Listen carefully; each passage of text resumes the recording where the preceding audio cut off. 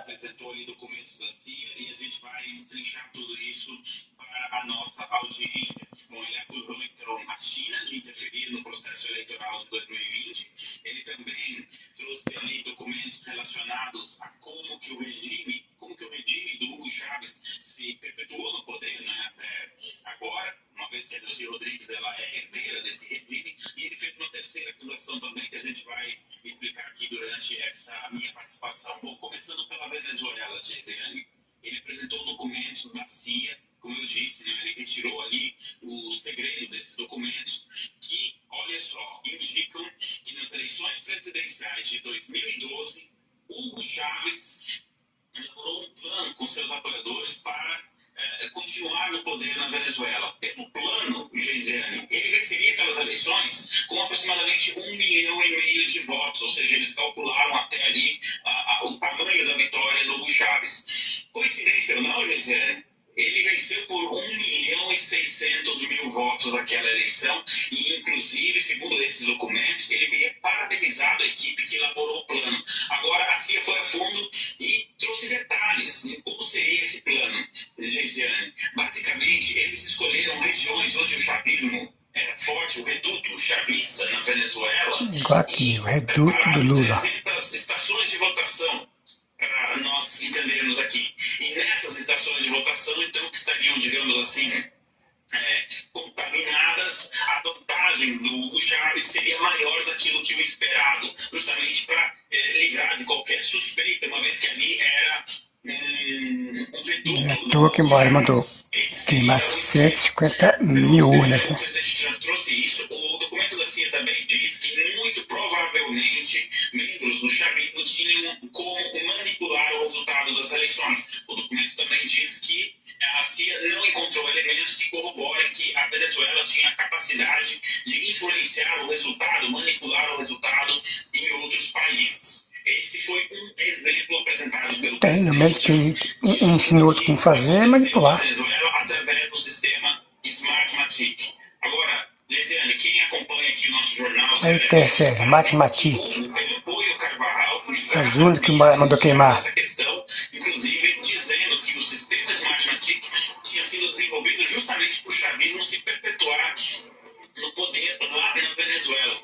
Outros venezuelanos, ex-integrantes do regime de Hugo Chávez, que estão presos na Venezuela, eles já haviam falado sobre isso também. Bom, aí nós vamos para a segunda denúncia do presidente Trump. A CIA estava em posse desse documento já há algum tempo. Não são investigações recentes. E essa é a denúncia. Ele disse que aquilo que ele chama de deep state, ou em português, o estado profundo, o estado paralelo, se você preferir, ele sabia de todas essas informações. E por que, então, ele fez esse questionamento? Por que isso não foi publicado antes? Por que isso não veio à tona antes? Bom, saindo da Venezuela, a terceira denúncia, a China.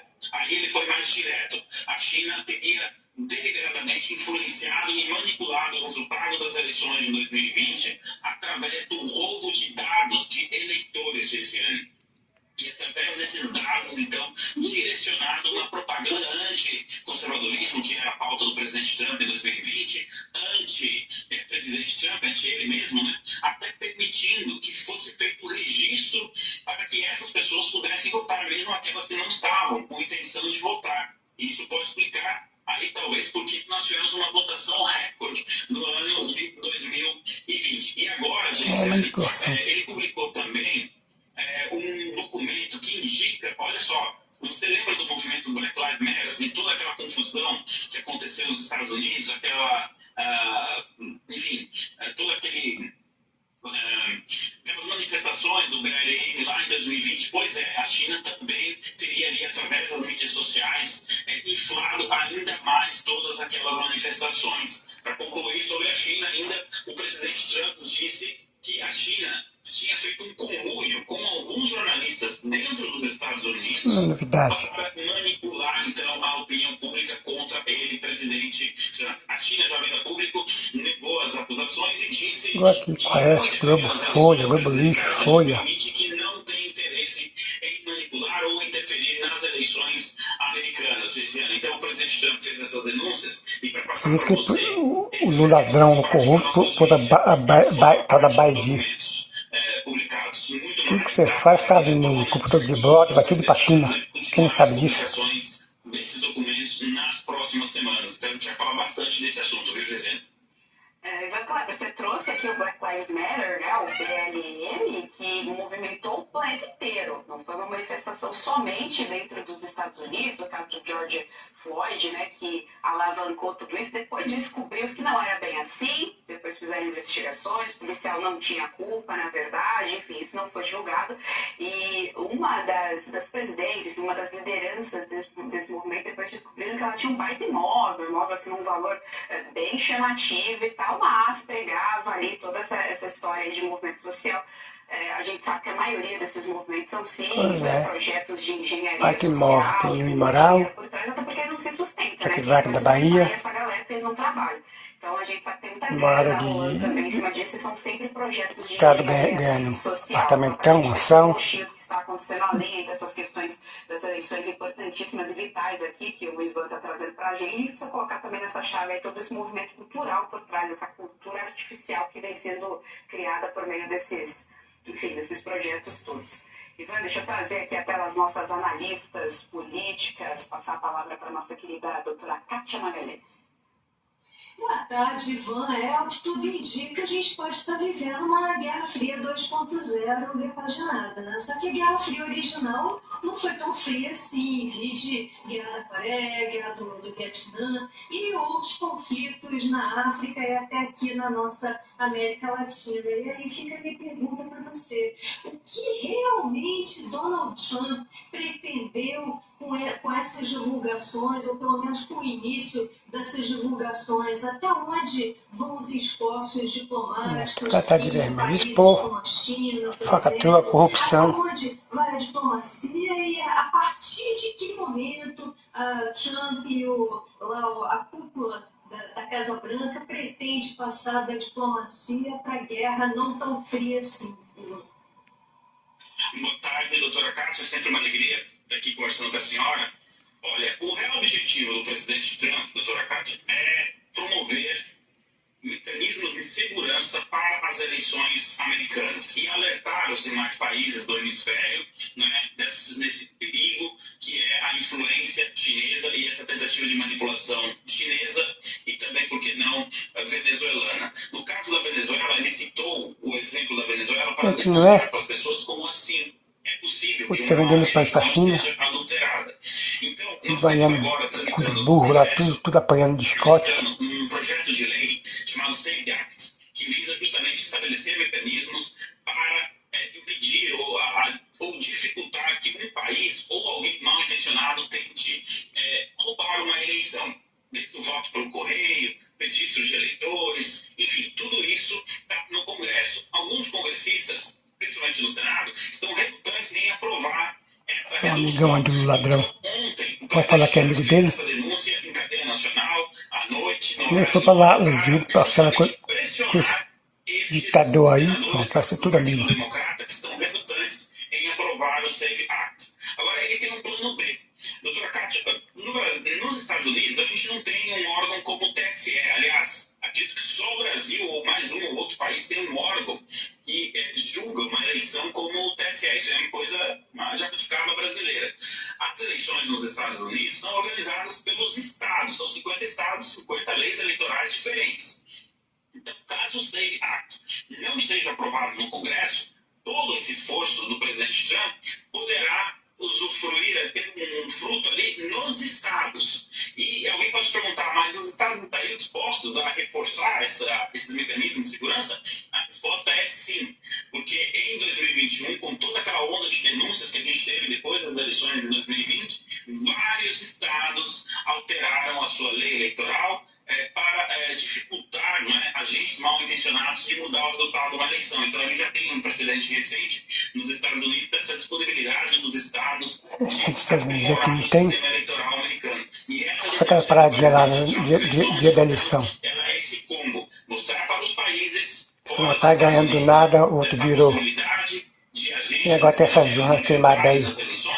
E também A patroa da tal das matemáticas. é preciso reforçar o sistema eleitoral americano, nem que seja estado por estado, distrito por distrito. Eu acho que ele vai ter mais êxito nos estados, mas a gente vai...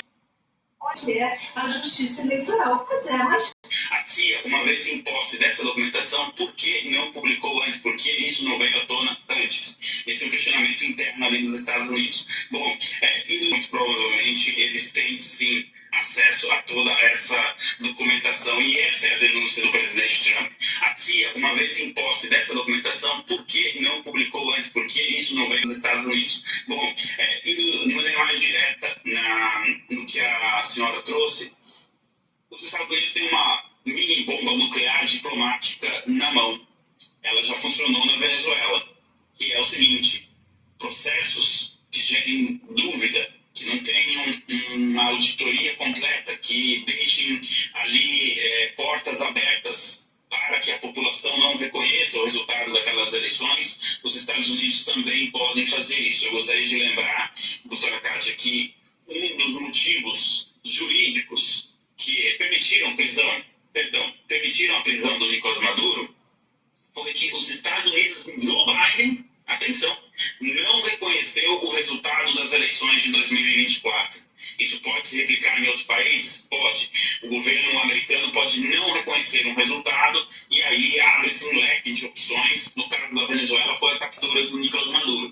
Isso porque os Estados Unidos não têm um histórico de capturar pessoas que ocupem o cargo de um governo legítimo. Então, a deslegitimação ela é importante. E, nesse caso, como os Estados Unidos não reconheceram, então, o Maduro como presidente, ele não ocupava um cargo legítimo, então isso permitiu, do ponto de vista jurídico, a captura de Nicolás Maduro. Então, essa influência americana pode ser exercida, sim, através do não reconhecimento de processos eleitorais dúbios. A gente teve o inverso agora, na Colômbia, onde o Gustavo Petro ameaçou não passar o poder. Ele ainda está ameaçando, mas passou um documento do Escudo das Américas assinado pelo secretário Marco Rubio para o Gustavo Petro recuar. Espero que isso sirva de alerta aí para os demais na região e no mundo todo. Doutora Kátia, agora sim, espero ter respondido o seu questionamento. Gesiane, devolvo para você. Para o nosso querido Lorde Van Clever.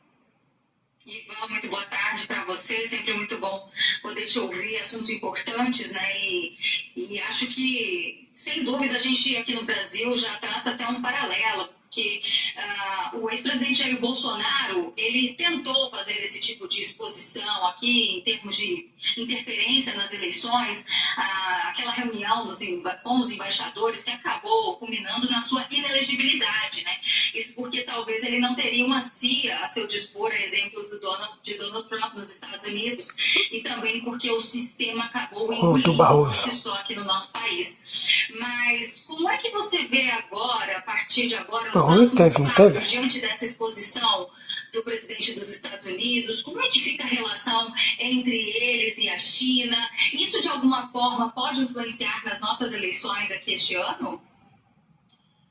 Olha, Denise, antes de mais nada, boa tarde. Sempre bom estar aqui com você na Oeste também. O contexto de 2022, ele realmente era muito complicado. Denise, depois pense na frase que você me disse. Eu sei que não é culpa sua, mas é algo que a gente precisa refletir. Nós temos hoje o presidente Jair Bolsonaro inelegível por ter feito uma reunião com embaixadores. Ele não fez uma reunião com o chefe do cartel de Los Soles, ele não fez uma reunião com o chefe do cartel de Juárez, no México. Ele fez uma reunião com embaixadores que foi transmitida ao vivo em uma rede social. Ou seja, transparência total, cabia a população julgar ali o que o presidente estava dizendo ou não, concordar ou não. Esse era o julgamento. O povo era o juiz daquela transmissão, se é que fosse necessário um juiz. Então isso mostra muito o contexto de 2022, Berenice. A gente precisa ressaltar isso. Hoje não. Hoje é um cenário diferente. Em 2022 nós tínhamos uma atuação da USAID. Hoje nós não temos mais a USAID. Coincidência ou não, a USAID foi desmantelada, a esquerda não vai ser mais nenhuma vitória, mais nenhuma eleição na América Latina. E sobre a China, pelo que eu pude apurar hoje durante o dia, a China está mandando um ministro, ainda não foi nomeado de qual pasta, mas estão enviando então um representante, alguém do governo chinês, para Washington, e o termo que me disseram foi o seguinte: para medir a em Guerra Fria.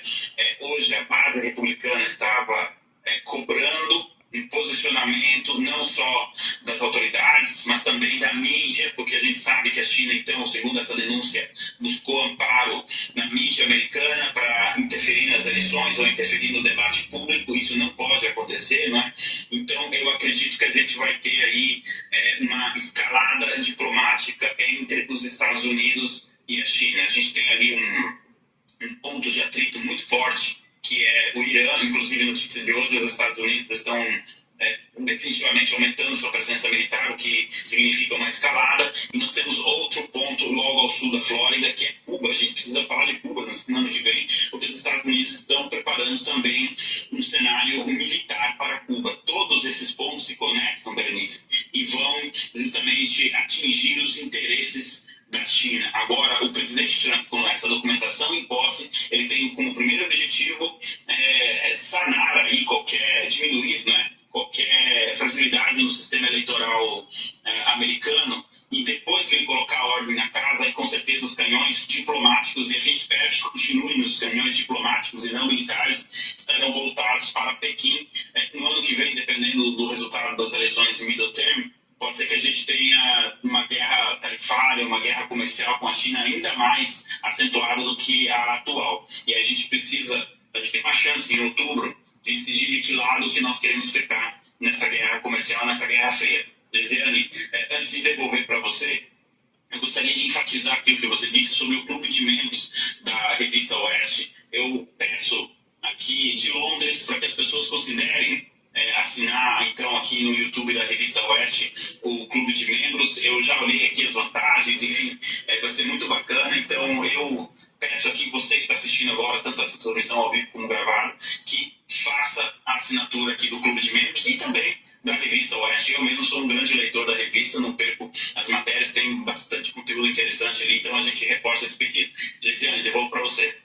Deixa eu aproveitar aqui então, Ivan Oliveira também tem ali o checkzinho de que faz parte aqui do nosso clube de membros. Inclusive ela disse que ela é assinante e que ela também está no clube de membros, diz que adora o nosso trabalho, manda beijo aqui pra gente, beijo aqui pra nossa querida telespectadora, que também faz parte do nosso clube de membros. Aqui embaixo aparece aqui no nosso rodapé a nossa assinatura. Oliveira falando que é assinante aqui do nosso clube, sempre sabe, faz parte da família do JDL segunda edição. Bom final de semana, até a próxima, Ivan.